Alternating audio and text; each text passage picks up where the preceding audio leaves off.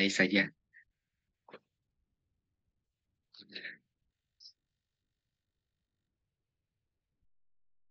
Oke, baik sebentar saya coba siapkan dulu slide-nya ya. Baik.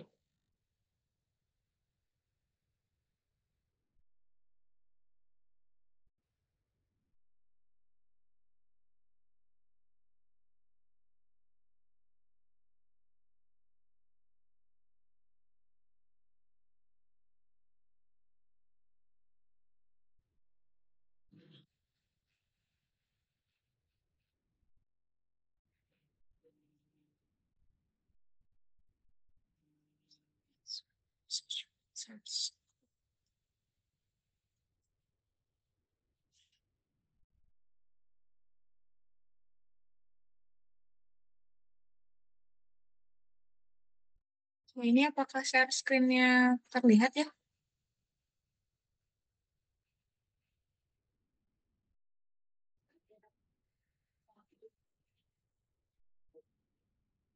Halo, terus, ini apakah share screen-nya terlihat dan suara saya jelas? Terlihat Ibu. Terlihat dulu. Oke, baik. Saya coba.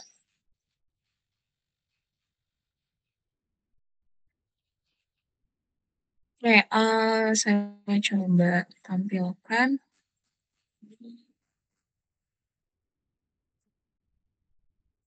Nah, jadi kita akan coba masuk ke pertemuan selanjutnya ya, kalau tidak salah tadi pertemuan ke-14. Kita coba lanjut perkuliahan kita untuk selanjutnya. Ini semoga kursornya terlihat ya, kalau misalkan nanti ada kendala atau mungkin ada eee, kemarin ya kejadian kayak putus-putus dan sebagainya, tolong diinfokan langsung saja seperti itu. Oke, mungkin saya mulai kuliahnya. Assalamualaikum warahmatullahi wabarakatuh. Selamat pagi teman-teman semua. Jadi kita akan coba bahas tentang hari ini, dialog manajemen seperti itu. Nah, kalau kemarin kan kita sudah bahas tentang vision, terus misalkan text classification, dan kasih selanjutnya yaitu dialog manajemen gitu.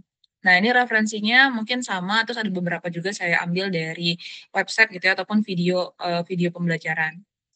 Oke, jadi di awal pertemuan kita tahu secara garis besar untuk membuat, suatu sistem itu bisa berinteraksi dengan, secara alami dengan manusia ya, atau misalkan ada istilahnya itu human machine interaction gitu ya, atau ada istilah lagi kalau misalkan, alatnya itu adalah sebuah robot dan sebagainya, biasanya human robot interaction dan sebagainya. Nah, jadi, kalau dari secara keseluruhan sistem itu kita menggambarkan seperti ini gitu ya, sistem lengkapnya gitu. Jadi ada user speech, biasanya kita berinteraksi pasti ya, biasanya pakai suara yang alaminya gitu, atau misalnya bisa juga pakai teks gitu ya. Kalau pakai teks berarti kita langsung di sini, terus kita nanti dari user speech ini nanti ada sebuah teknologi atau sebuah ini ya, sebuah sistem namanya itu adalah speech recognition. Mungkin teman-teman juga juga udah pernah belajar atau mungkin pernah sempat sempat baca gitu ya, speech recognition, bagaimana mengubah informasi suara itu menjadi sebuah teks gitu ya, jadi di-convert jadi teks. Ini satu sub pembelajaran atau subdomain pembelajaran sendiri, nanti hasil dari speech recognition itu berupa teks. Nah, jadi di sini speech to text ya istilahnya ya. Nah, terus teks yang kita dapat itu kita olah kemarin pakai natural language understanding. Jadi misalnya, kita pakai yang context based dan lain sebagainya ya. Jadi kita olah gitu ya, memproses teks ini menjadi pengetahuan gitu ya, pengetahuan atau menjadi, suatu pemahaman, oleh mesinnya. Nah, nanti dari natural language understanding kita akan dapat user intent atau, maksud dari penggunanya itu apa sih, gitu ya. Nah, baru masuk ke di manajemen. Lalu dan kan kalau bertanya apa, language generation, yang kemarin kita pelajari bagaimana, membuat gitu ya, membuat, suatu generation atau membuat suatu, respons ya kalau di sini ya. Terus nanti dia responsnya itu berupa teks, nanti dari teks ini di-convert jadi text to speech, nanti sistemnya berbicara ke user. Nah, secara garis besar seperti ini. Nah, kalau kemarin sudah bahas sedikit tentang natural language understanding dan natural language generation, maka kita akan coba masuk ke bagian yang ini nih, dialog management. Bagaimana sih, flow atau mungkin alur dari dialog manajemen. Oke. Jadi kalau secara definisi, dialog manajemen itu adalah komponen inti dalam sistem dialog yang bertugas untuk mengelola interaksi antara pengguna dan sistem. Jadi ini secara definisinya. Dalam sistem dialog manajemen ada dua tanggung jawab ya atau dua task yang harus diselesaikan. Jadi yang pertama memproses input pengguna, katakan tik oleh pengguna. Jadi kalau kita balik lagi ke sini, dia memproses intent ini ya. Jadi bukan yang di sini ya, jadi yang ini ya, intent, dia memproses intent, lalu menjaga konteks percakapan. Jadi dia mengingat informasi yang diberikan selama percakapan berlangsung. Jadi kan kalau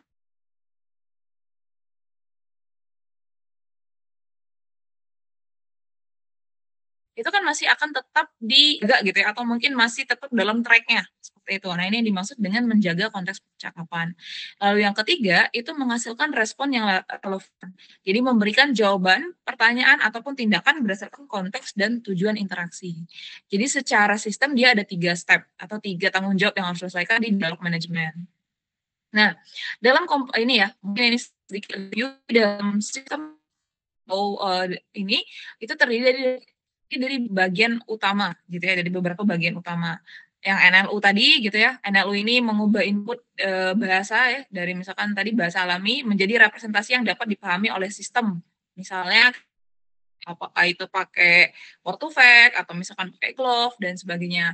Lalu nanti di NLU ini juga nanti dia memproses intent, intent dan entities namanya atau entitas gitu ya, entitas atau maksud nih, maksud dari apa sih user ini maunya gitu. Nah, dialog manajemen itu tadi menentukan bagaimana uh, kayak menentukan bagaimana respon akan disusun berdasarkan konteks dan tujuan percakapan. Baru NLG mengubah respon menjadi suatu ini ya, menjadi suatu kalimat. Baru nanti bisa nanti ada tambahan knowledge base atau external system. Nah, ini secara komponen utamanya. Oke, aplikasi dialog manajemen itu sering dipakai di mana? Jadi dialog manajemen itu sebenarnya luas ya, luas sekali penggunaannya. Mungkin teman-teman yang udah familiar dengan chatbot gitu ya, menjawab pertanyaan sederhana dan untuk menyelesaikan tugas tertentu.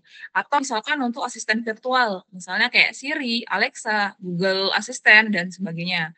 Atau misalkan untuk customer support gitu ya, customer support juga bisa. Atau misalkan untuk sistem navigasi, nah misalkan teman-teman yang pakai apa untuk memberikan petunjuk arah dan melakukan navigasi berbasis suara. Atau misalkan sistem Q&A, nah itu juga termasuk dalam dialog manajemen.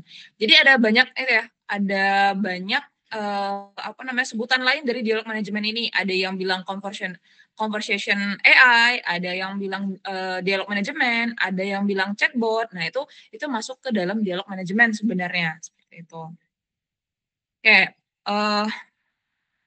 kita coba lanjut ya. Jadi secara arsitektur umum, dialog manajemen atau chatbot ya, atau mungkin kalau teman-teman agak rancu dengan ini, kita coba bahasnya itu, kita coba tarik definisinya ke chatbot. Itu kita punya message, lalu kita punya agent, lalu agent ini mengeluarkan respons. Nah, di dalam agent, dia itu memproses tadi intent, utterance, dan entities. Gitu ya. Jadi ada intent, utterance, dan entities. Nah, sekarang kita coba bahas nih, apa sih yang dimaksud dengan intent, utterance, dan entities ini. Oke, jadi agent ini ya tadi ada agent, sorry saya lupa nih. Agent atau modul itu berfungsi untuk mengelola seluruh conversation flow. Di dalam agent itu terdapat sekumpulan intents, utterance, dan entities. Nah, intent itu apa? Intent itu adalah sebuah tempat untuk memetakan input pengguna dan tindakan yang relevan. Jadi ini intents. Jadi kita bisa memetakan ya, tepat memetakan. Terus ada utterance. Nah, utterance ini adalah masukan atau input ya, input yang berbeda dengan maksud yang sama. Untuk yang mana ini digunakan untuk percakapan yang lebih optimal seperti itu. Nah, biasanya kan dalam satu intent misalnya teman-teman intentnya adalah memesan misalnya. Kan ada banyak nih memesan itu seperti apa. Misalnya kayak ini ya, saya ingin memesan mie ayam gitu. Intensnya adalah memesan makanan gitu. Nah, terus misalkan saya ingin memesan minuman misalnya atau saya ingin memesan es teh. Sorry, saya ingin memesan misalkan bakso dan sebagainya gitu. Nah, intensnya sama kan, memesan makanan. Makanya biasanya dalam satu intens itu banyak utterance-utterance-nya, seperti itu. Lalu ada entities. Nah, entities ini berfungsi untuk mengidentifikasi makna dari suatu input pengguna yang menggunakan bahasa alami. Misalkan entity-nya makanan. Nah, makanan itu misalkan ada mie ayam, bakso, sebagainya. Nah, itu yang dimaksud dengan ini. Berarti semacam apa ya? Kalau kalian belajar name entity recognition ya atau NER, nah itu sama kayak gini. Gitu. Lanjut. Nah, itu tadi apa ya, sekilas pengenalan tentang dialog manajemen, terus tadi arsitektur umumnya seperti apa. Nah, mungkin kita akan coba masuk ke chatbot evolution ya, atau dialog management evolution, yang mana ada ChatGPT versus rule based gitu ya. Oke. Nah, kita coba bahas pendekatan dalam pengembangan chatbot atau dialog manajemen ini. Jadi sebenarnya ada 2 pendekatan yang dipakai, yaitu ada rule based approach dan yang kedua itu adalah self learning approach. Atau ada juga yang bilang sama conversation AI approach. Nah, jadi itu tinggal teman-teman sebenarnya intinya sama gitu ya. Jadi self learning approach dan rule based approach.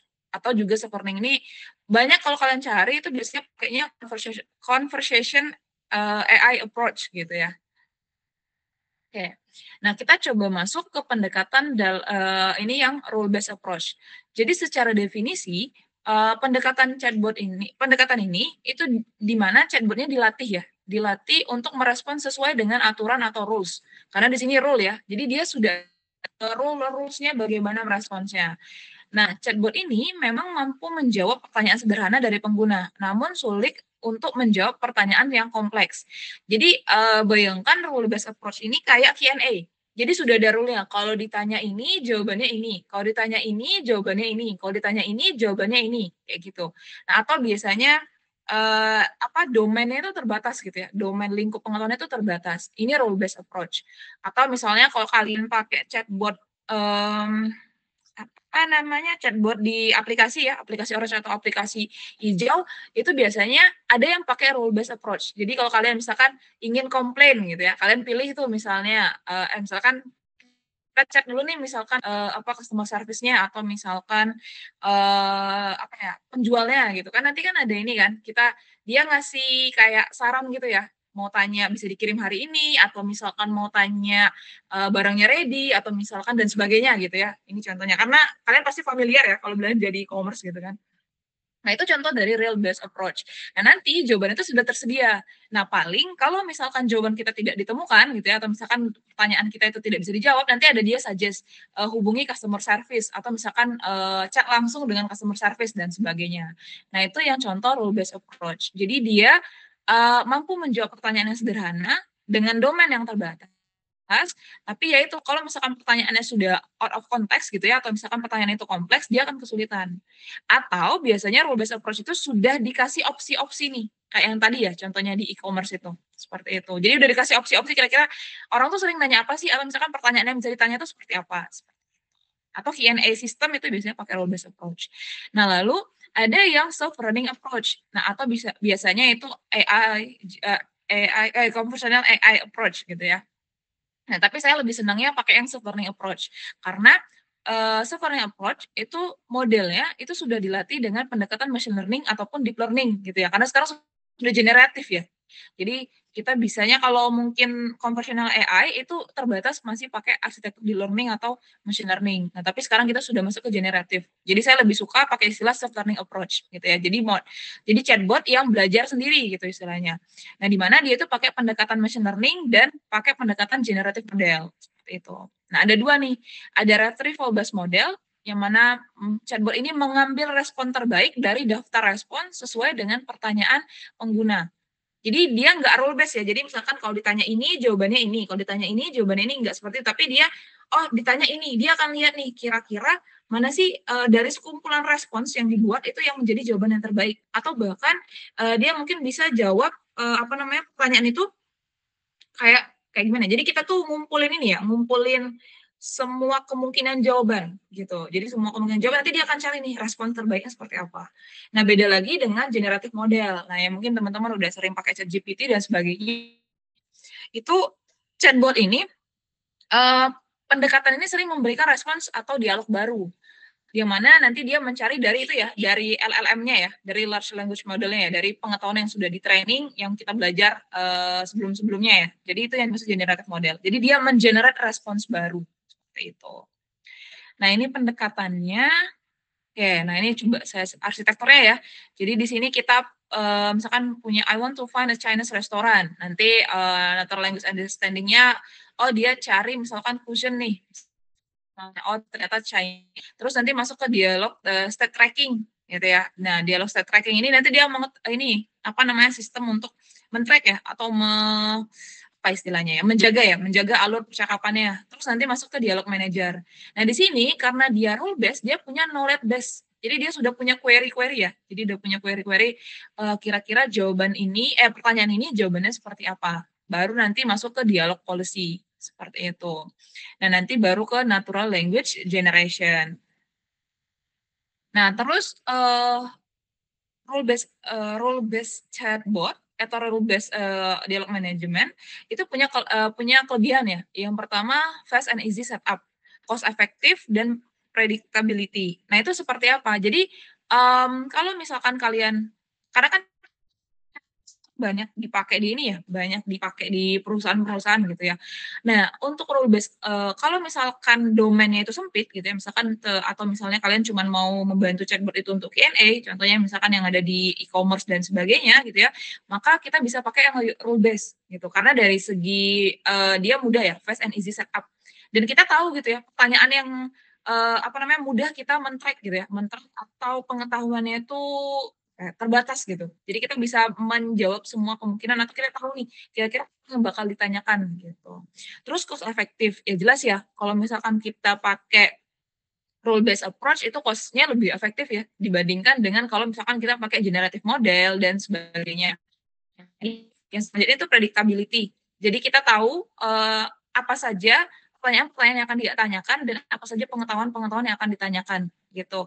Jadi nggak akan melebar gitu ya. Misalkan kalian pakai chatbot di e-commerce e-commerce Orange gitu ya. Terus kalian tiba-tiba nanti tanyain di e-commerce Orange tentang aplikasi e-commerce hijau misalnya. Nah, itu biasanya nanti dia akan kayak buat apa ya? Kayak buat semacam apa kayak closing statement gitu ya kalau saya bilangnya ya, jadi kayak jangan bertanya dengan ini atau misalkan kalau kalian ngasih nomor handphone di e-commerce e-commerce Orange gitu nanti dia akan memperingatkan kayak jangan transaksi di luar bla bla bla bla gitu. Nah, itu contoh dari atau manfaat dari role based chatbot. Ini manfaatnya, tapi dia juga punya kekurangan ya, limitation gitu ya. Jadi limit ability to understand natural language gitu ya. Karena apa? Karena dia kan rule ya. Jadi tidak bisa secara alami berinteraksi gitu ya. Jadi tidak bisa berinteraksi secara alami dengan manusia karena ya pengetahuannya terbatas, jawaban dan pertanyaannya juga sudah didefinisikan. Lalu lack of context gitu ya. Ya jelas ya, kalau ini rule based ya pasti dia tidak akan paham konteks atau makna. Atau misalkan ini ya kaitannya dengan yang ini, difficult to handling ambiguity. Jadi ya kalau sudah tidak paham konteks ya pasti dia nggak bisa nanya tentang ambiguitas ya, hal-hal tentang yang ambigu. Scalability-nya kalau kita mau mengembangkan sistemnya dari akar itu jelas kesulitan dan ya intinya tidak bisa di-scale up ya, seperti itu. Nah, terus inability to learn and adapt. Jadi dia tidak bisa belajar dan beradaptasi. Ya, karena udah rule ya, sudah didefinisi rule. Jadi jangan berharap kalau misalkan kalian buat rule based chatbot, kalian bisa berharap dia nanti belajar pengetahuan di luar ininya ya, di luar rule yang didefinisiin. Nah, itu nggak bisa karena dia rule based chatbot. Oke. Nah, sekarang kita coba bahas generative model nih atau generative AI model. Jadi sudah tahu ya generative AI itu adalah deep learning dan neural network yang dimana digunakan untuk mengidentifikasi atau mengidentifikasi pola dari struktur data gitu ya, dari training data yang mana nanti dia akan membuat content base gitu ya. Content base dari pattern yang dipelajari seperti itu. Jadi ini generative model ya. Jadi dia mengenerate konten baru. Beda kalau rule based. Kalau rule based jawabannya itu pasti sudah terdefinisi gitu ya, sudah diketahui gitu jawabannya. Kita pun sebagai pengembang udah tahu gitu jawabannya apa. Tapi kalau generatif itu dia mengenerate. Nah, mengenerate baru yang mana karena dia sudah dilatih dengan LLM sebelumnya gitu ya, large language model. Nah, ini mungkin sedikit perbandingannya ya. Jadi kalau dari tujuan, generative AI itu membuat konten baru yang orisinal. Kalau conversation AI itu menyediakan interaksi yang alami dengan pengguna. Lalu ada pendekatannya, kalau misalkan generative AI itu berbasis model generatif seperti GPT, kalau conversation AI itu biasanya memanfaatkan NLP untuk memahami dan merespons. Kalau output-nya generative AI itu konten, kalau conversational AI itu responnya percakapan, seperti itu. Nah, contohnya bisa dipakai untuk chatbot dan ini untuk penulisan otomatis dan sebagainya. Nah, biasanya generative AI itu lebih kreatif dan orisinal gitu ya. Kalau ini interaksi dan pemahamannya sudah sudah pemahaman percakapan gitu. Jadi lebih fokus ke pengetahuan yang sudah didapat sebelumnya atau sudah diterima sebelumnya. Oke, sebentar ini. Oke, nah kita lanjut ya. Jadi kita akan coba fokus ke generatif ya, generatif. Nanti saya coba definisiin ada. Nanti saya di hands on-nya kita coba yang rule based. Nanti kita coba juga yang kalau yang generatif saya rasa teman-teman sudah nyoba ya, ChatGPT dan sebagainya itu sudah dicoba gitu. Nah, jadi kita coba bahas nih sampai mana sih perkembangan dari model chat atau dialog manajemen yang berbasis deep learning ini gitu. Nah, seperti yang teman-teman tahu, kalau sekarang itu NLP banyak pakai sequence to sequence ya, atau misalkan jaringannya LSTM, transformer, BERT dan sebagainya. Yang mana kemarin bedanya adalah mereka sudah punya arsitektur encoding dan decoding. Jadi cara kerjanya misalnya kemarin ya ini how, terus dia ini diubah, terus nanti dia memprediksi kata selanjutnya, terus nanti decodingnya dia akan merespons gitu ya, responnya seperti apa, I'm fine dan sebagainya, seperti itu. Nah ini secara general respons dari atau response generation dari sequence to sequence model seperti ini. Oke. Nah ini. Nah tapi karena ada sekarang ya itu baru-baru saya lupa deh tahunnya itu mulai tahun berapa.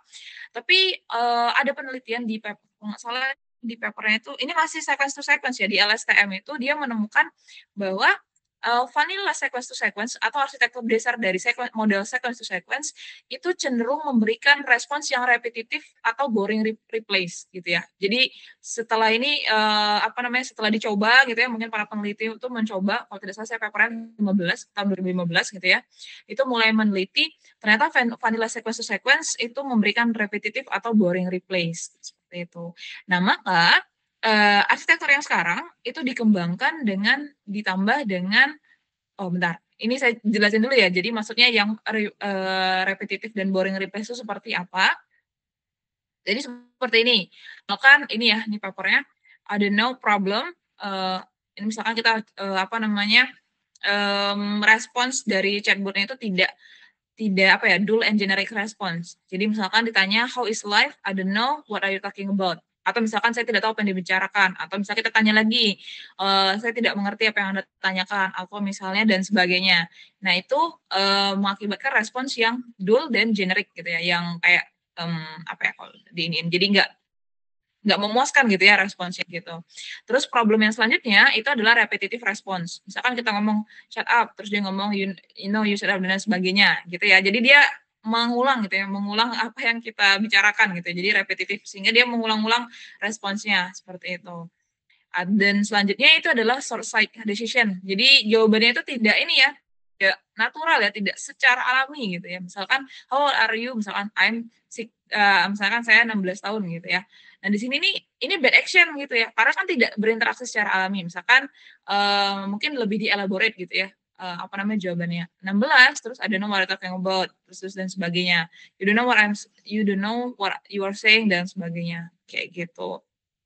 Nah, ini beda ya kalau kalian pernah pakai ChatGPT ya, pernah pakai ChatGPT untuk bercakap-cakap, kalau kita bilang misalkan, misalkan responnya jelek gitu ya, misalnya, "Maaf, sepertinya kamu responsnya kurang baik," atau misalnya kayak, "Oh ya saya mau buat" misalnya contoh sederhana misalnya buat email nih, buatkan email untuk misalkan menghubungi dosen gitu misalnya. Nanti dia generate kan, email, terus nanti kita bilang, eee misalkan buat yang lebih sopan, atau misalkan buat yang lebih ringkas, atau misalkan buat yang lebih, atau misalkan, maksud saya tidak seperti itu, tujuannya seperti ini misalnya emailnya. Nanti dia akan memperbaiki. Nah ini, apa namanya, salah satu cara untuk buat model atau mungkin buat interaksinya lebih alami itu pakai namanya reinforced learning. Jadi, mungkin teman-teman udah belajar gitu ya sedikit tentang reinforced learning, saya mungkin coba tidak terlalu detail ya karena matematikanya reinforced learning itu lumayan detail. Jadi saya coba ambil garis besarnya saja terkait reinforced learning. Jadi yang sekarang, pendekatan yang sekarang itu mencoba menggabungkan generatif model. Sebenarnya di dalam generatif model tuh ada yang bilang juga sudah ada RL-nya, tapi sekarang ada yang mulai ini jadi generatif model plus RL gitu ya, atau dialog management ditambah dengan arsitektur reinforced learning. Jadi yang pertama deep reinforced learning for dialogue generation itu kita ingin ya reward interesting, diverse dan informatif replace. Jadi kita berharap ada reward interestingnya, jadi terus ada lebih diverse ya responsnya, terus lebih informatif gitu. Nah terus sehingga kita butuh pengetahuan atau model tuh butuh pengetahuan model future direction. Jadi kita butuh pengetahuan apa ya yang akan datang gitu seperti itu. Nah maka kita akan coba mengintegrasikan model sequence to sequence dengan reinforced learning paradigm kayak gitu. Jadi dicoba nih digabung nih model sequence to sequence digabungkan dengan cara kerjanya dengan reinforced learning. Nah, jadi kenapa reinforced learning? Kalau sekarang mungkin istilahnya RLHF ya, reinforced learning from human feedback. Ada yang istilah gini, ada yang bilang RL aja gitu. Nah, jadi kenapa? Pertama, reinforced learning ini sangat powerful ya, sangat powerful untuk mengoptimisasi untuk jangka panjang gitu. Karena conversation ini kan pasti untuk jangka panjang ya, untuk berkelanjutan maksudnya di sini. Jadi long term goals across the conversation. Yang kedua, kemampuan untuk mengintegrate reward ya. Jadi bisa mengintegrasi integrate reward dan karena dia mengintegrate reward, dia punya kemampuan lebih baik dalam meniru goal dari sebuah chatbot gitu ya. Harapannya sih sebenarnya ini maksudnya meniru ini karena dia punya reward, dia bisa meniru percakapan itu lebih alami. Seperti itu. Oke. Nah ini jadi ini ya secara framework atau mungkin secara garis besar dari arsitektur reinforced learning itu ada RL problem formulation itu ada action space, ada state space, ada transition probability, ada reward function, ada time horizon. Yang mana goalnya dari RL ini untuk mempelajari ya policy dari mempelajari sebuah policy yang mana nanti memaksimalkan expected reward. Jadi karena dia pakai reward ya, jadi kayak RL ini kayak ini kita kayak ngasih hadiah gitu ya. Jadi kalau misalkan kalau saya suka saya kasih hadiah, semakin besar saya kasih hadiahnya berarti semakin baik gitu. Intinya kayak gitu. Nah itu ada policy, yaitu probabilitas distribution dari serangkaian aksi dari state yang diberikan. Oke. Oke, nah ini sedikit recap-nya, tapi sebenarnya yang ini ya saya mungkin nggak jelasin. Oke, ada yang mau ditanyain?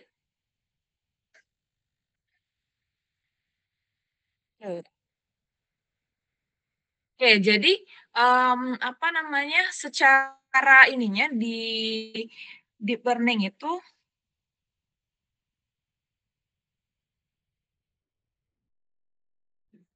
Oke, sebentar ya, saya coba ada ini WA dari kantor.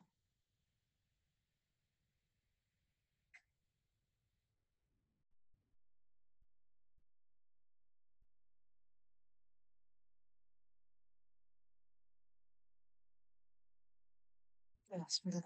Oke, jadi kalau di secara ininya sebenarnya kalimat matematisnya ya terkait reward function, terkait perhitungan probabilitasnya, tapi secara garis besar ada action space gitu ya, ada state space, ada transition probability, ada reward function, ada time horizonnya.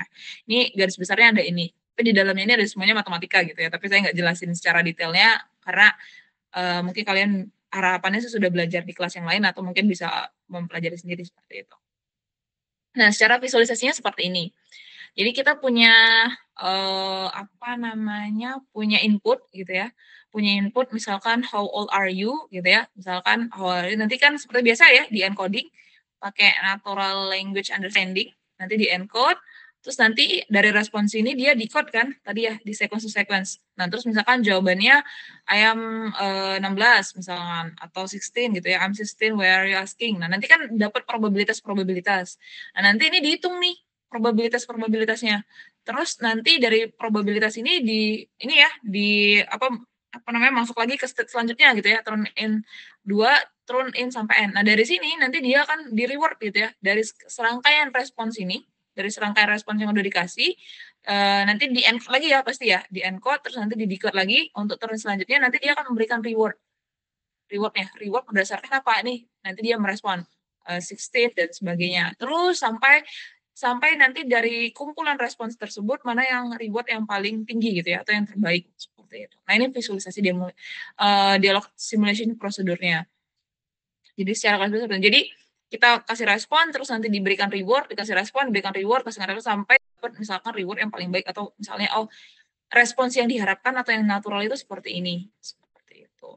Sama kayak kalau kalian misalkan ngoreksi ChatGPT ya, kadang enggak maksudnya tuh misalnya contoh sederhananya itu saya pernah coba misalnya kalian buat 1 tambah 1 sama dengan 2. Misalkan 1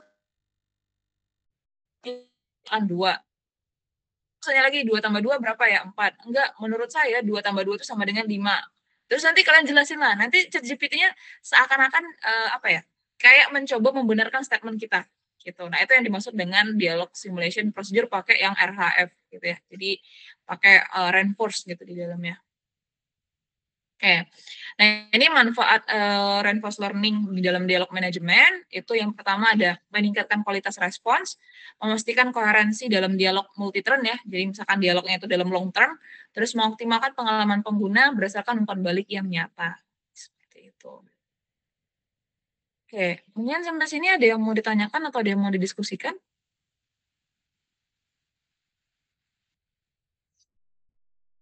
Ada yang mau ditanyakan atau ada yang mau didiskusikan sebelum saya coba ini ya.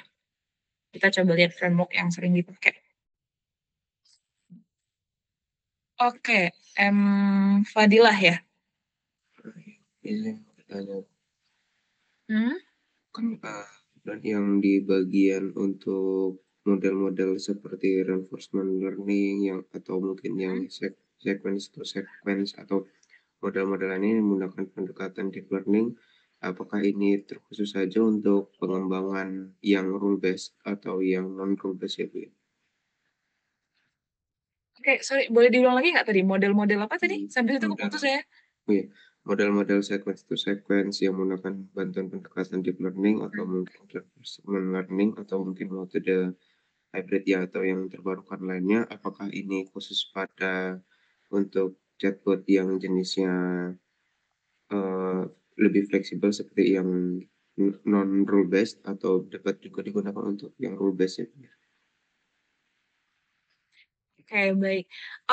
Sebenarnya kalau bisa dipakai di rule base, sebenarnya jarang ya. Jadi kalau kita balik lagi ke materi ini, biasanya rule base itu dia pakai yang lebih sederhana ya arsitekturnya, misalkan pakai if else gitu atau misalkan pakai decision tree gitu ya. Misalnya sorry, kok saya next. Kalau yang rule base itu karena dia lebih apa ya? Jadi rule-nya itu biasanya kebanyakan pakai if else atau mungkin tidak akan pakai sekompleks dari arsitektur pakai machine learning dan sebagainya. Nah, makanya saya lebih suka pakai membedakannya itu rule based dan self learning approach. Nah, biasanya kalau arsitektur yang kayak misalkan arsitektur berbasis deep learning ya, deep learning atau misalkan sequence to sequence. Kalau sequence to sequence itu udah masuk ini ya, another level ya, sudah generative model ya bilangnya ya. Kalau biasanya kalau yang self learning approach itu misalkan kayak retrieval based model, itu biasanya pakai misalkan machine learning dan sebagainya. Jadi apa ya? Karena dia lebih jawabannya itu lebih banyak didefinisiin. Nanti kita coba ini deh, nanti di demonya. Kalau rule based approach itu kayak if ini jawabannya ini, if ini jawabannya ini. Nah, itu biasanya kayak gitu. Jadi apa namanya? Tadi karena mempertimbangkan cost ya, cost efektif jadi jarang yang pakai misalkan arsitektur deep learning dan sebagainya. Apakah ada sejauh ini sih bisa ada gitu ya. Mungkin ada yang pernah ngembangin tapi saya belum tahu. Saya biasanya kalau yang saya banyak lihat itu yang self learning approach. Jadi kita kasih masukan entities dan intent, nanti dia memilih respons terbaik kayak gitu. Itu sepemahaman saya ya, pemahaman saya seperti itu. Oke, tadi siapa yang nanya ya? Saya lupa lagi namanya nih. Dari Fadilah ya kalau nggak salah. Ya, oke. Oke. Oke, ada lagi? Mungkin kalau ini kita coba lanjutkan. Jadi sampai framework ya. Ya mungkin kalau nggak ada saya coba lanjutkan ya. Saya coba lanjutkan dari framework, chatbot atau mungkin dialog manajemen sih sebenarnya ya, framework dialog manajemen. Jadi, sebentar ini saya coba, oke, ini saya coba show deh.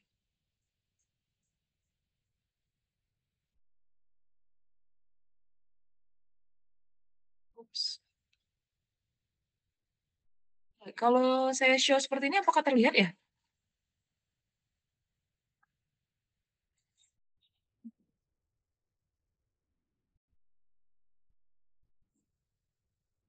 Terlihat Oh, Ibu. oke sebentar ini, oh, entar kalau saya show ini sepertinya dia ini ya, sebentar ya, saya coba. Oke, kita coba lanjut ya. Ya sebentar ya, ini kesalahan teknis nih, slide-nya malah ke-close.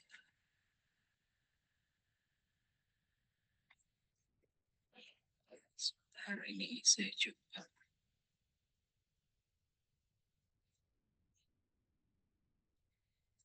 Ya, coba share screen lagi, semoga ini terlihat.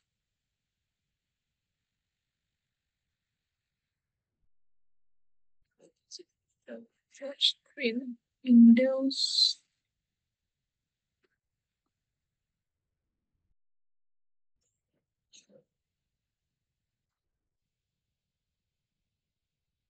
Nih. Ya, semoga ini apakah terlihat? Ya, ini saya kalau di-show ininya ini.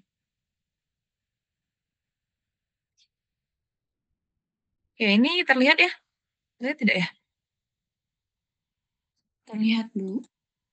Oke, baik. Nah, kita coba ini ya, kita pakai, coba framework atau apa yang sering dipakai gitu ya di chatbot-nya atau yang sebenarnya ada banyak tapi, yang mungkin mudah gitu, yang banyak tutorial dan mudah dikembangkan karena dia open source itu adalah, Rasa. Mungkin teman-teman udah tahu ini Rasa NLU atau biasanya kalau sekarang Rasa ya, Rasa disebutnya Rasa. Jadi ini Rasa ini ada kepanjangannya ya, bukan ini ya, bukan dalam bahasa Indonesia ya.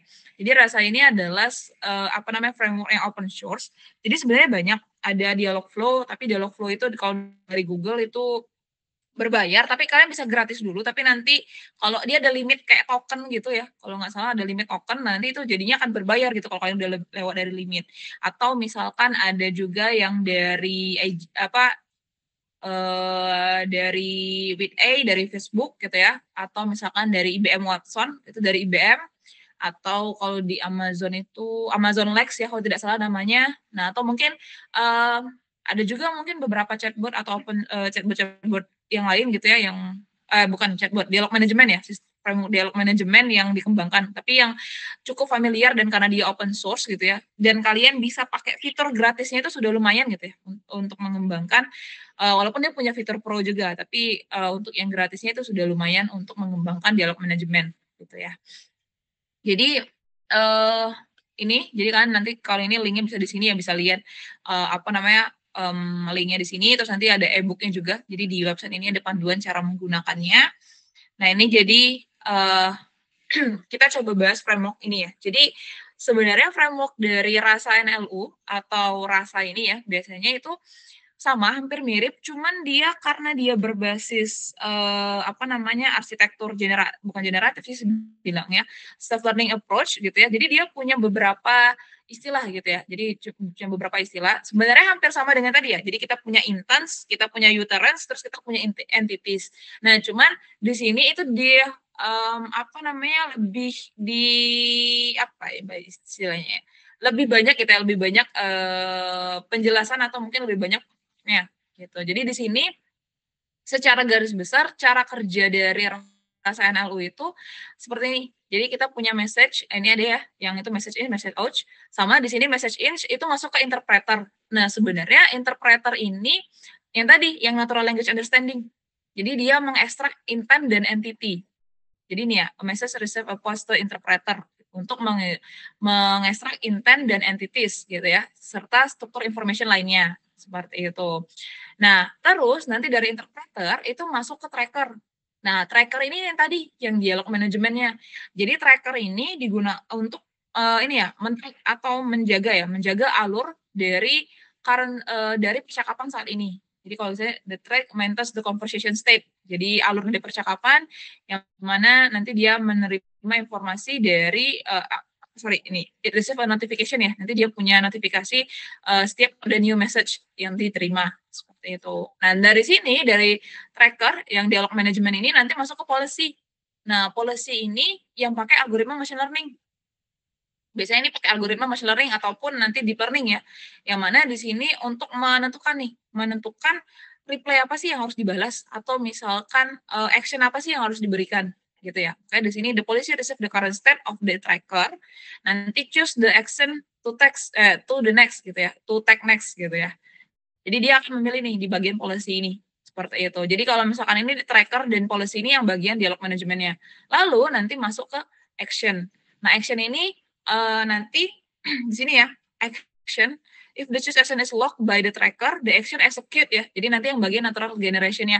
Jadi nanti dia akan mengeksekusi nih kira-kira dari policy ini memutuskan respons yang selanjutnya diberikan itu seperti ini, nanti action-nya akan memberikan respons seperti itu. This may include the sending a message to the user. Jadi termasuk dari natural language generation.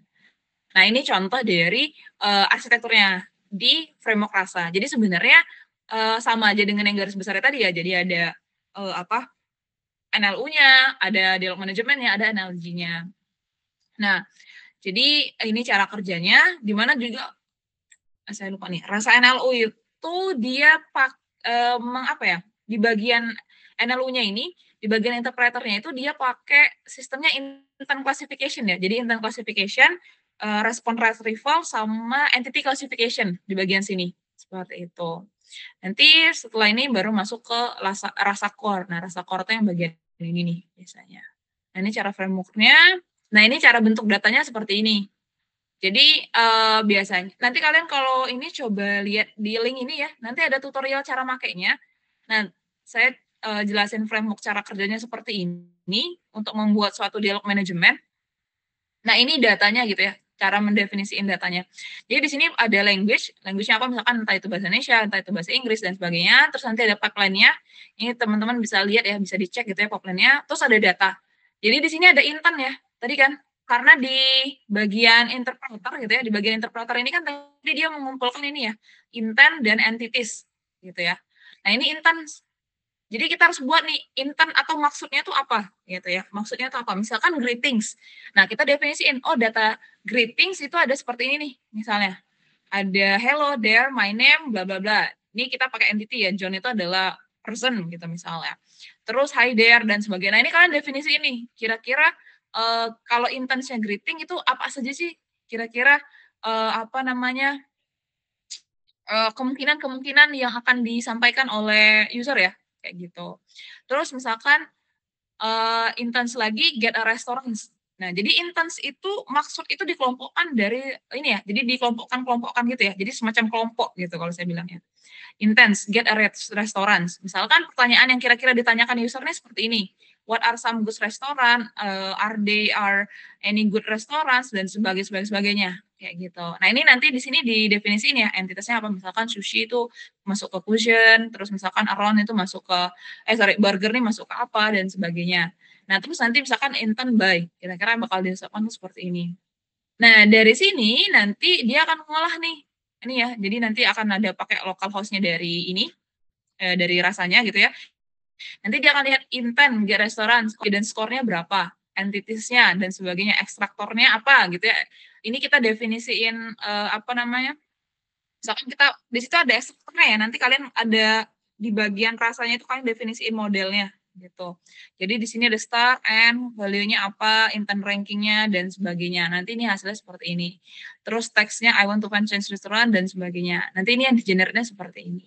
Nah, ini contoh dari dialog manajemen. Jadi kalian buat mendefinisikan gitu ya.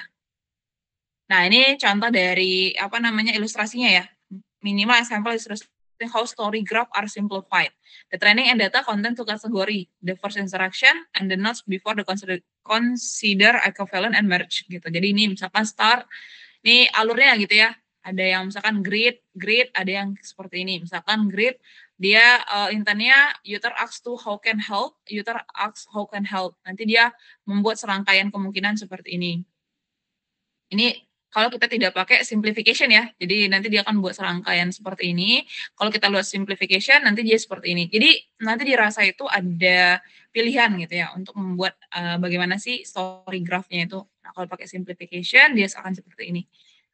Ya, jadi lebih sederhana ya, jadi tidak menanyakan ini alurnya apa namanya nggak ada dua seperti tapi jadi seperti ini yang bagian di grid seperti itu.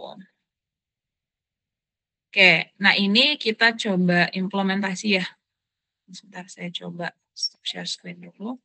Ini sebenarnya masih contoh sederhana ya. Jadi kalau misalnya saya tidak tampilkan yang apa namanya, tidak tampilkan yang cara menggunakan rasa NLU karena itu harus ini ya, harus buka Anaconda, harus install dan sebagainya.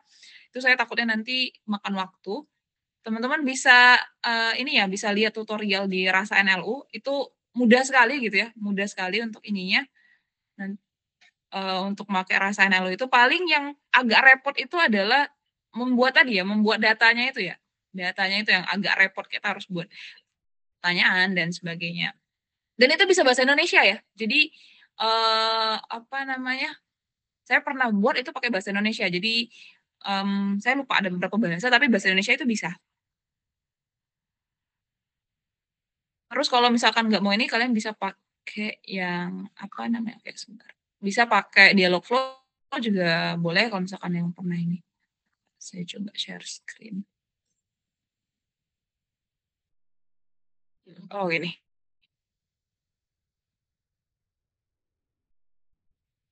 Video.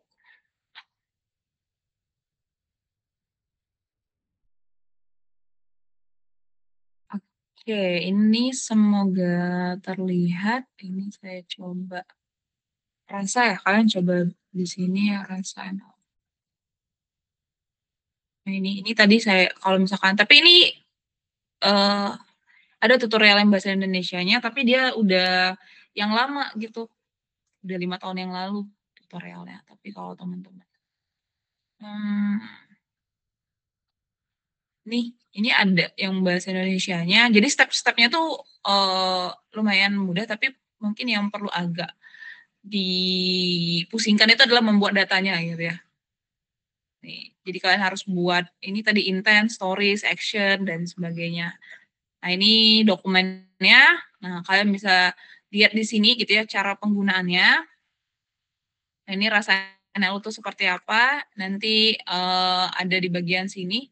Dia tuh ada dua, ada Rasa Pro sama Rasa Studio. Nah, kalian bisa pakai yang Rasa Pro aja sih sebenarnya. Kalau dulu tuh Rasa aja. Jadi nggak ada ininya apa namanya, nggak ada pilihan Pro dan sebagainya. Ini bisa lihat di sini. Ini dokumentasinya bisa kalian cek di sini. Di bagian tutorial. Jadi jadi kita tuh harus install dulu. Jadi kalian install dulu secara lokal gitu ya, secara lokal install. Nanti kalian akan dapat ini Rasa Trend, Rasa Inspect. Nah paling nanti yang kalian perlu buat itu adalah ini, kayak misalkan flow gitu ya, flow-nya apa, terus misalkan domainnya seperti apa, terus apa namanya, intent dan sebagainya, action step-nya. Nah, itu yang perlu dibuat tuh ada beberapa dokumen ya. Karena kan kita perlu membuat alur percakapannya ya. Alur percakapannya seperti apa. Nah, ini kalian bisa bagian yang deploying assistant ini. Nah, ini di bagian ini kalian bisa belajar di sini cara-caranya. Bagaimana deploying assistant dan sebagainya. Ada di dokumentasi ini ya. Jadi kalian bisa lihat di sini tutorial ataupun di bagian ini ya, installation. Nah, ini harus diinstal dulu ya. Installation for local gini. Seperti itu. Nah, ini contoh saya coba ini sebenarnya saya coba ini ya, saya coba ini kelihatan enggak ya? Oke. Nah, ini saya coba untuk buat rule based chatbot. Jadi rule based yang berbasis aturan. Nah, ini nanti collab-nya bisa teman-teman baca. Jadi ya rule based chatbot atau dikenal juga dengan chatterbot dan sebagainya. Ini yang dirangkai pada aturan khusus. Biasanya dia pakai information retrieval ya, dipakai IR gitu. Sorry, pakai IR ya, IR. Nah, itu respon yang dihasilkan oleh chatbot biasanya hampir akurat karena aturan diterapkan. Nah, ini ada penjelasannya. Caranya pertama teman-teman nanti buat dulu korpusnya gitu ya. Bisa buat korpus sendiri gitu ya. Misalkan kalian kalau di sini saya pakai cara mudahnya adalah buat korpus ya. Jadi saya kumpulin aja kata-katanya. Ini terkait dengan artikel kucing di Wikipedia gitu ya. Wikipedia tentang kucing. Ini cara scraping teksnya ya. Jadi misalkan kita mau buat tentang kucing bot gitu misalnya ya. Ini misalnya. Nah, jenis-jenis hewan kucing domestik dengan artikel atau pengetahuan yang didapat itu dari artikel Wikipedia. Atau misalnya teman-teman juga boleh misalnya buat aturan Q&A-nya sendiri gitu ya. Jawaban dan pertanyaannya itu juga boleh. Nah, cuman ini saya pakai mudahnya saya coba ambil domain pengetahuannya itu adalah di seputar tadi ya, kucing domestik gitu. Nah, dari sini bentar saya coba connect deh.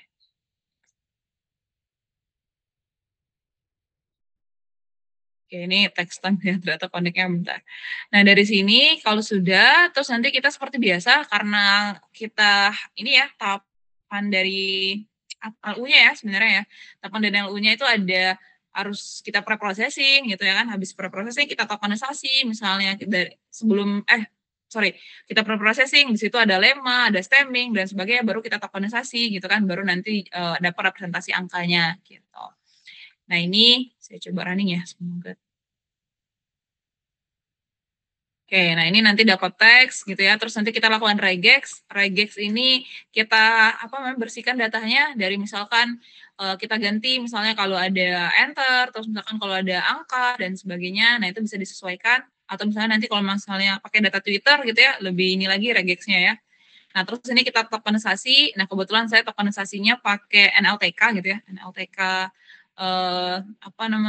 tokenisasinya. Atau misalnya kalau teman-teman kemarin udah belajar yang pakai model yang sudah dilatih yang punya Indonesia ya, misalkan Indobird atau Indo Benchmark itu boleh tokenisasinya pakai itu. Di sini saya masih sederhana pakai yang NLTK dulu gitu. Nah, terus ini nanti dia membuat tokenisasinya gitu ya. Nih, tokenisasinya seperti ini, cat sentence dan sebagainya. Nah, baru nanti kita pakai chatbot gitu ya. Selama melakukan tokenisasi untuk memproses daftar kalimat, chatbot menggunakan metode BOW. Jadi kita masih benar-benar metode yang BOW ya, BOW. Terus untuk mengetahui jumlah tiap kata dalam dokumen, lalu kita melakukan TF-IDF gitu ya. TF-IDF untuk ekstraksi fitur, lalu nanti kita pakai metode Gaussian similarity untuk menentukan kemiripan suatu teks akan yang mana nanti dia akan mencari jawaban dan responsnya. Nah, contoh seperti ini. Jadi kita pakai ini ya, ekstraktornya pakai TF-IDF, nanti kita pakai Gaussian similarity. Ya, secara arsitektur seperti ini ya. Jadi ini query text-nya, terus kita pakai TF-IDF, nanti proses merepresentasikan teksnya itu dalam bentuk TF-IDF gitu ya, masih yang metode sederhana. Nanti query dari teks ini kita hitung nih kemiripannya gitu, nanti dia akan menjawab pertanyaan berdasarkan kemiripan itu. Seperti itu. Nah, ini contohnya ya, semoga ini bisa. Ini misalkan print, halo saya kucing bot, apa pertanyaanmu misalnya. Misalnya jenis-jenis kucing gitu ya. Nah, ini jenisnya misalkan jenis Scottish Fold adalah salah satu jenis kucing dengan mutasi genetik yang langka. Jenis lainnya misalnya. Jenis Scottish Fold. Nah, ini salah satu ini ya, permasalahan dari rule base ya. Terus misalkan kita tanya di mana beli bakso misalnya. Nah, dia akan jawab kayak gini. Karena dia nggak tahu ya. Kan pertanyaan bakso ini nggak ada di domain pengetahuan ya. Misalkan apa itu planet misalnya. Tidak seperti karnivora lain. Nah, itu ini permasalahannya ya, karena dia pakai Gaussian similarity ya. Jadi dia pakai metode Gaussian similarity. Jadi yang paling mirip gitu ya. Jadi representasi faktor yang paling mirip itu nanti dia coba jawab gitu. Dan seterusnya. Kayak gitu. Ini saya stop aja ya. Nah, ini teman-teman bisa pakai kayak gini. Nah, ini contoh dari kelemahan dari rule-based approach. Jadi dia ya di luar dari pengetahuan atau domain dia nggak bisa jawab gitu. Dan bahkan mungkin karena saya pakai dokumen gitu ya, bukan pakai Q&A gitu ya. Kalau misalkan ini sebenarnya lebih bagusnya rule-based-nya itu pakai Q&A ya. Cuman saya agak keterbatas untuk buat generate Q&A-nya. Jadi saya coba ambil pakai teks aja gitu. Nah ini, atau misalnya, nah ini yang pakai self learning approach. Jadi ini coba kita pakai, ini kemarin saya dan teman saya ya kebetulan coba-coba nyusun modul untuk chatbot pakai LSTM gitu ya, LSTM. Nah di sini kita coba lihat datanya dulu ya. Jadi kalau misalkan kita pakai self learning approach, jadi yang ini ya, ini yang self learning approach-nya sudah berbasis machine learning ataupun deep learning gitu ya. Nah ini kita harus buat datanya dulu nih. Datanya, nah ini. Nih, jadi kita harus buat datanya dulu. Jadi ini bedanya ya. Jadi kalau misalkan dia untuk request-nya itu kita perlu buat intent dan ininya ya, intent dan entities-nya. Ini kita coba lihat datanya yang ini. Oke. Sorry, ini yang dia pakai yang Kampus Merdeka ya. Ini Kampus Merdeka JSON. Nah, jadi ini ada intent, terus ada tag, ini juga boleh tambahan tagnya dalam intent, misalnya greeting, patterns-nya apa, hi, hello, dan sebagainya. Ini adalah kemungkinan yang akan ditanyakan oleh user. Gitu. Kemungkinan yang akan ditanyakan oleh user, terus responsnya seperti apa nih. Jadi kita buat misalkan kalau ditanya seperti itu, responsnya ada seperti ini gitu ya, respons dari botnya, dan sebagainya. Nah, terus nanti misalkan tag lagi, misalkan ditanya gitu ya, apa itu kadekbot, terus nanti pattern-nya seperti apa, responnya seperti apa. Terus, nah ini baru satu intent ya, baru satu intent. Jadi dalam intent itu bisa banyak ini ya, bisa banyak tag ya. Atau misalkan kalian mau dipisah itu juga bisa. Nah ini misalkan pertanyaan-pertanyaan, nah ini yang sama di rasa NLU tadi ya, sama seperti yang di slide tadi, ini yang intent dan entities itu, kebetulan ini nggak pakai entities ya, belum sampai ke entities. Jadi masih pakai intent gitu ya. Nah yang ini.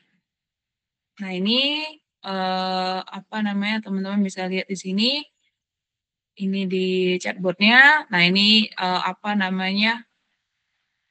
kalau di running semoga masih ada, karena ini lumayan lama. Nah ini prosesnya sama, kita panggil input, response, dan sebagainya. Cetak ini, terus data.head-nya, ini datanya seperti apa, pattern dan teksnya.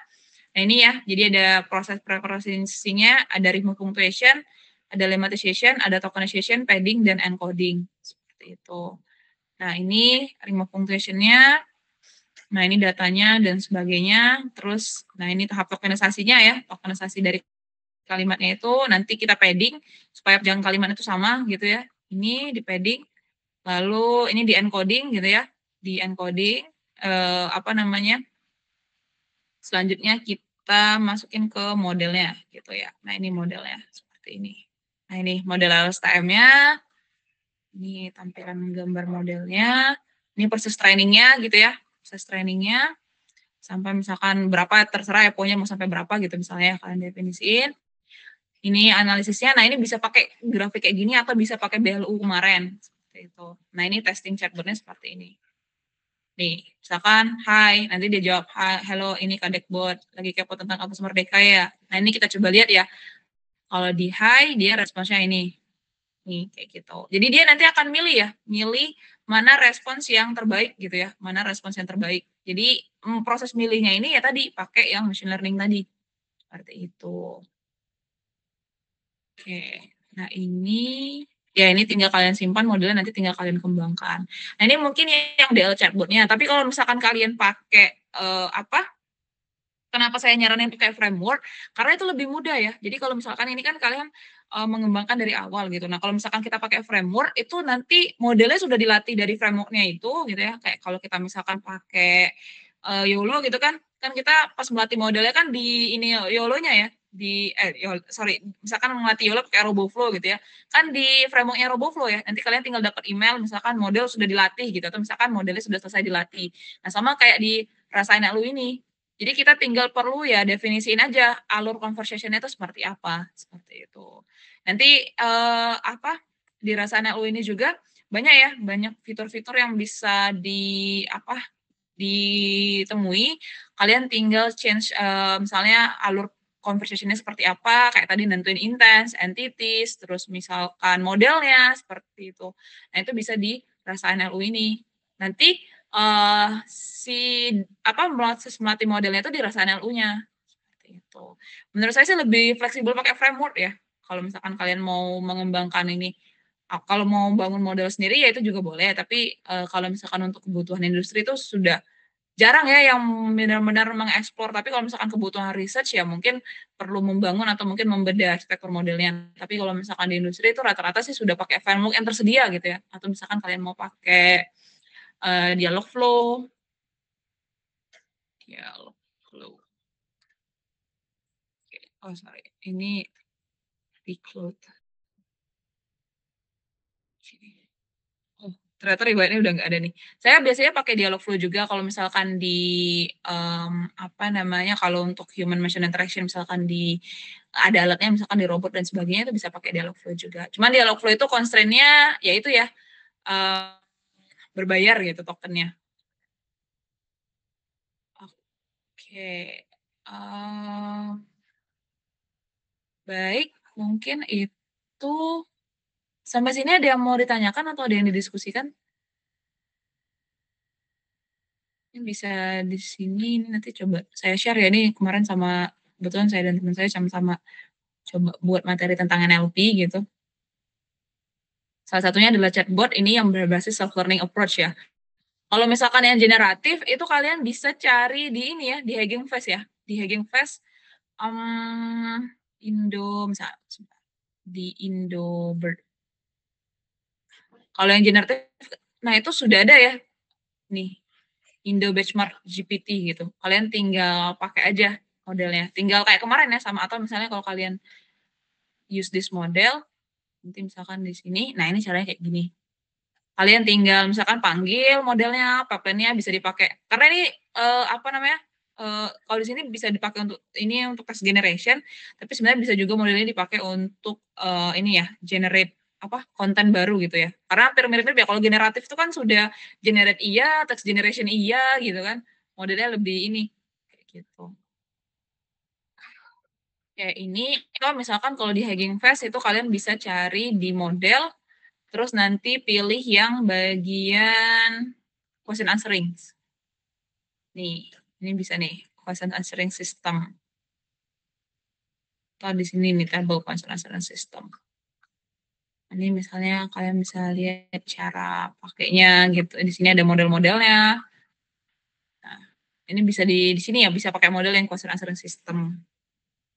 Seperti itu. Atau kalau mau ini sih sebenarnya lebih enak pakai rasa NLU, tinggal nanti modelnya dibuat. Misalnya kalian mau buat ininya apa? Tinggal buat conversation flow-nya, atau misalkan di dialog management juga tinggal buat conversation flow-nya. Saya tuh ada link-nya ya. Search pencariannya ternyata nggak ketemu lagi dialog flow. Saya pernah buat di dialog flow itu kalau kalian mau coba. Nah ini ya, ini ada dokumentasinya juga. Nah di dialog flow ini juga sama ya. Kalian buat ininya dulu, buat apa conversation flow-nya. Jadi kalian buat conversation flow-nya. Ini konsol saya bentar ya.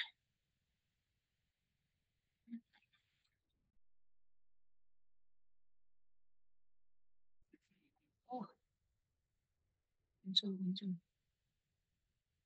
Aduh, bentar ya, ini koneksinya jelek nih. Nih kalian buat dulu apa di bagian tutorialnya.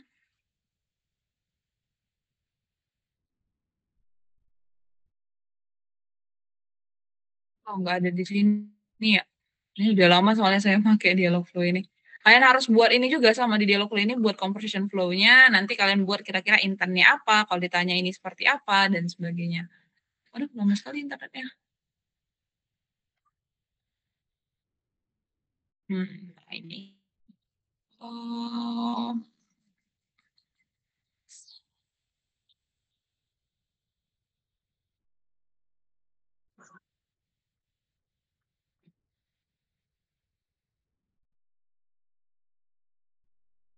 bentar ya.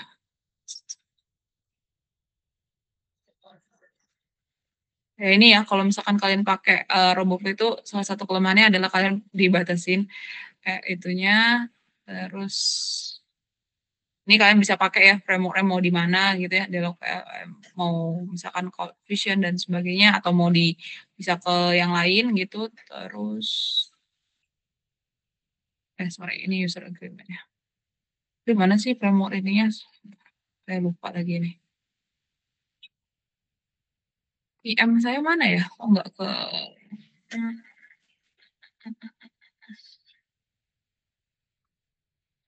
saya ini nggak ketemu di mana ini working ininya. Saya udah buat ini sih. Kemarin saya sempat coba buat yang ini. Nah itu eh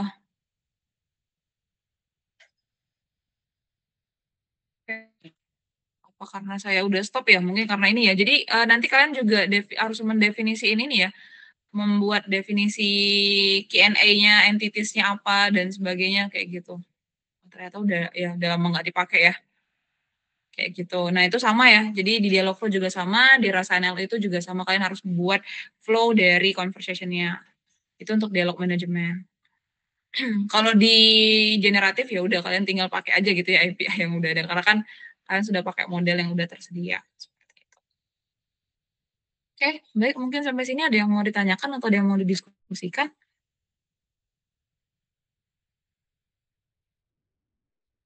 Terkait modelnya. Kalau nggak salah kemarin ada yang pakai chatbot ya. Kalau nggak salah kemarin Pak Ardika bilang ya. Yang apa tugas akhirnya pakai chatbot. Ada di sini nggak ya orangnya? Atau di kelas ini ada yang pakai chatbot kah tugas akhirnya?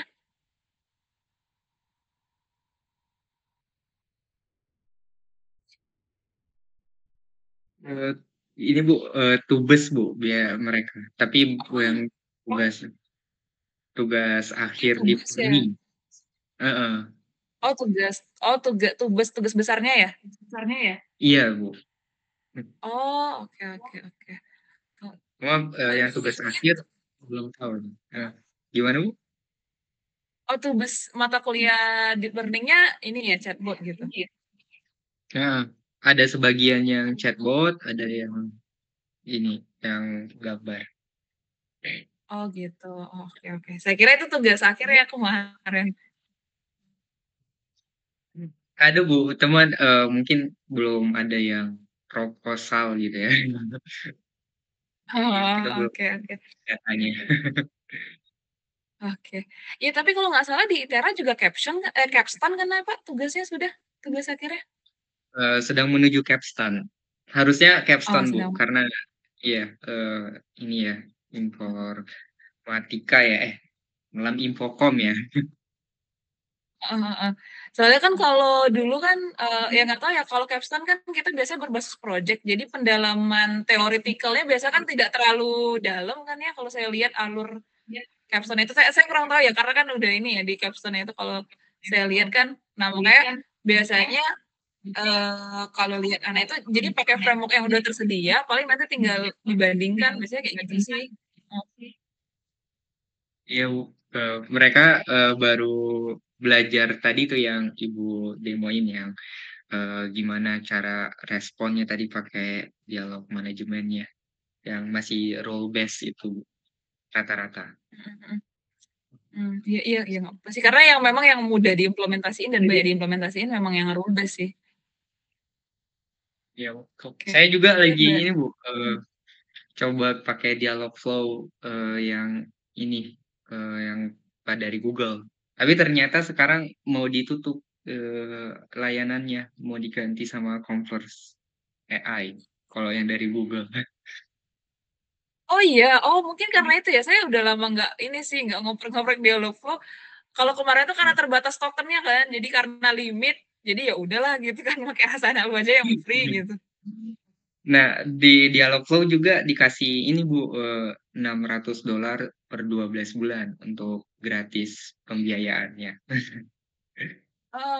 Ya itu cuman, aduh ya udah deh daripada di sistem ntar harus bayar, kita nggak tahu kapan ditagih. Iya benar. Oke. Oh gitu, saya baru tahu ternyata. Oke oke, baru tahu Dialogflow ternyata mau di ini. Iya Bu, buat tutup. Ya, oke. Baik, mungkin itu Pak Ardika materi dari saya. Mungkin kalau ada yang mau tanya, mungkin ada yang mau didiskusikan, boleh? Oh, oke, ini Fadilah ya? Oh iya, saya izin bertanya Bu. Saya terkait tertarik mengenai rasa NLO itu kan di situ kan ada sebuah platform yang menyediakan untuk natural language understanding, sehingga untuk bisa terbuat chatbot yang mungkin bisa melakukan sejenis pekerjaan-pekerjaan atau yang tingkatnya kompleks. Apakah di yang pihak pengembangnya Ras NL itu juga mengembangkan sejenis chatbot yang dia itu lebih sederhana, seperti misal kayak rule based gitu? Apakah hanya yang kompleks saja? Apakah ada yang sederhana juga ya Bu? Oke, baik. Sebenarnya kalau dirasain LU itu karena dia ini ya, karena tujuannya untuk enterprise atau tujuannya itu untuk perusahaan, jadi, dia itu biasanya sudah yang kasusnya kompleks gitu. Jadi, sudah sebenarnya kalau saya nggak bisa bilang rasain LU itu kompleks atau enggak. Jadi rasain LU itu dia, sekarang itu sudah, sudah terintegrate juga dengan LLM. Jadi, kalau dulu waktu saya awal-awal belajar itu dia masih pakai yang self learning approach itu ya, jadi masih kita training dan sebagainya. Nah, kalau sekarang dia sudah terintegrate dengan LLM. Nah, apakah dia mengembangkan model yang sederhana? Enggak. Setahu saya rasa NL itu sekarang, nggak ada gitu ya model yang rule based approach-nya gitu, cuma dia sudah pakai self learning approach. Kalau dulu dia masih ada intent classification-nya, kalau sekarang kayaknya nggak ada, karena kan sudah untuk, sudah untuk enterprise ya, goals-nya. Kalau dulu di awal-awal dia itu ada 2, ada rasa pro sama rasa enterprise. Nah, cuman yang rasanya itu yang versi open source-nya itu sudah gabung ke rasa pro. Nah, di mana rasa pro itu sudah pakai yang, tadi ya self learning approach sama, bahkan sudah ke generatif gitu ya, sudah di LLM, kayak gitu. Jadi kalau misalnya mau buat yang rule based approach itu, banyak sih kalau tutorialnya rata-rata di Kaggle itu ada sih bagaimana definisiin sebagainya dan itunya. Jadi kalau misalkan framework-framework yang sekarang gitu jarang gitu yang kayak contohnya adalah kayak Hugging Face gitu ya. Hugging Face itu kan framework untuk NLP, tapi nggak ada tuh model yang misalkan pakai machine learning klasik dan sebagainya. Rata-rata sudah pakai misalkan deep learning atau misalkan arsitekturnya apalagi Hugging Face gitu ya, udah untuk transformer malah arsitekturnya, seperti itu. Jadi pengembangannya sudah sampai anak-anak untuk itu ya tadi ya, framework ini kan diciptakan kalau dialog dialog manajemen itu biasanya untuk enterprise, kalau misalkan yang kayak Hugging Face dan sebagainya itu memang untuk benchmark-benchmark terbaru gitu, seperti itu. Mungkin seperti itu ya dari saya, Fadila. Sepemahaman saya sih nggak ada ya, kalau saya pernah coba-coba rasa NLU tuh nggak ada. Terima kasih. Oke. Tapi kalau misalnya teman-teman mau coba, yang rule based, itu coba cari-cari di Kaggle itu ada juga, atau misalkan di Medium itu banyak juga sih yang ini, yang buat tutorial rule based kayak gitu, gimana caranya dan sebagainya. Karena kan, eee, ya kalau misalkan di e-commerce itu memang secara sistem yang dipakai rule based, tapi nggak sesederhana itu ya. Jadi rule based-nya itu maksudnya adalah, eee apa ya namanya ya, pertanyaan aturannya itu tidak sesederhana itu gitu. Jadi aturan-aturan nah kalau misalnya kalian kan mau coba belajar-belajar, nah itu kan pasti kan aturan-aturan sederhana atau flow conversation-nya itu masih sederhana, seperti itu. Banyak banyak sistem yang complicated gitu. Oke, baik. Mungkin ada yang mau ditanyakan lagi? Atau ada yang mau didiskusikan?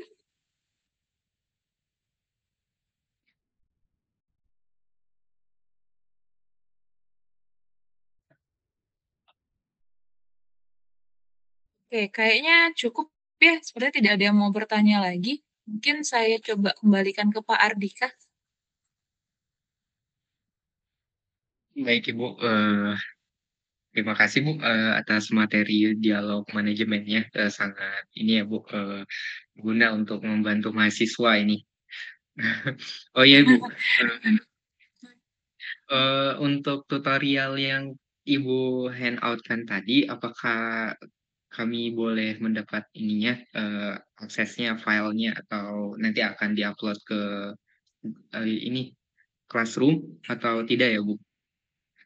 Oh iya, saya lupa upload. Iya, nanti saya upload sih, Pak. Nanti di slide PowerPoint-nya nanti saya lampirkan link-nya. Heeh, saya lupa Oh, lagi upload boleh. materinya kemudian juga. Heeh heeh, baik baik. Atau Bu, kalau boleh, dalam bentuk PDF aja, Bu. Jadi nanti, bisa kayak bentuknya, apa ya, kayak modul hangout gitu, Bu. Oh, Boleh nggak oke ya, Bu? oke, nanti saya coba. Iya ya, boleh, Nah, nanti saya coba konversi jadi PDF. nggak usah Google Colab langsung, jadi langsung kayak bentuk di-convert ke PDF aja, Bu, biar nanti mahasiswanya pada nyoba dari coding langsung gitu. Nggak Oh, ngerang. iya ya, oke oke. Oh, iya ya. Oh ya, nggak ngerang ya, benar benar benar. Oke oke. Nanti saya coba ini dulu ya, Pak. Tapi mungkin, besok ya, Pak, soalnya habis ini saya ada ini, mungkin nggak bisa Nggak cepet apa-apa, gitu Bu. kalau yang dari Heeh, PDF. Oke. siap. Oke oke, Heeh, baik baik baik. oke. Oke. Terima kasih, Ibu, materinya, dan terima kasih juga kepada mahasiswa yang sudah hadir pada pertemuan yang ke-14. Oh ya, hari Senin apakah kita ada kuliah, Bu? Hari Senin oke sebentar, Senin itu tanggal 9. 9? Kayak, oh ya, kayaknya bisa deh, Pak, tapi 9 ya kayaknya bisa bisa, Senin. Ya, boleh deh. Berarti hari Senin adalah pertemuan terakhir ya, Bu? Oke. Pertemuan 15. Oke, oke. Siap. Baik, itu saja, yang ini ya, informasinya untuk hari Senin dan, tanggal berapa itu, tanggal 12 apa tanggal 13 tuh ada UTS pemrosesan bahasa alami. UAS maksudnya. UAS. Oh, UAS-nya oke minggu depan ya. Oke. Iya, Bu. Hmm. Oke. Baik, itu saja, saya tutup perkuliahannya. Terima kasih semuanya yang sudah hadir. Terima kasih juga Ibu Ayu, Ya, semoga lancar ya, Bu, ininya, kegiatan dan lain-lain di akhir pekan dan semuanya juga, ya. baik, saya tutup. Wassalamualaikum warahmatullahi wabarakatuh. Selamat pagi semuanya. Terima kasih. Ya, waalaikumsalam warahmatullahi wabarakatuh. Saya izin live ya. Terima kasih teman-teman Baik, dan Pak Ibu. Andika. Oh,